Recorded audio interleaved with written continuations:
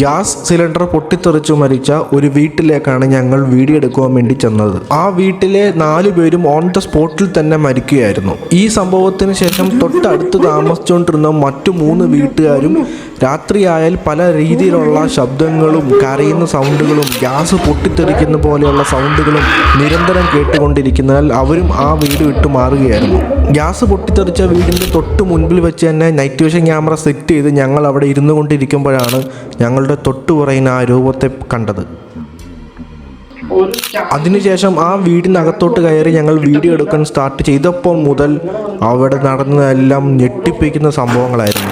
നിരന്തരമായുള്ള അറ്റാക്കുകളും കരയുന്ന ശബ്ദങ്ങളും കല്ല് വലിച്ചെറിയുന്നതും താഴെ കിടക്കുന്ന സാധനങ്ങൾ പൊക്കി തനിയെ ചലിക്കുന്നതുമായിരുന്നു ഞങ്ങളവിടെ കണ്ടത്. അതുകൊണ്ട് തന്നെ ഞങ്ങൾ ലൈറ്റുകളെല്ലാം ഓഫാക്കി നൈറ്റ് വിഷൻ ക്യാമറ സെറ്റ് ചെയ്ത് ആ റൂമിൽ തന്നെ ഞങ്ങൾ വീഡിയോ റെക്കോർഡ് ചെയ്തു. അപ്പോൾ ഞങ്ങൾ കണ്ടത് ഞെട്ടിപ്പിക്കുന്ന രൂപത്തെയായിരുന്നു.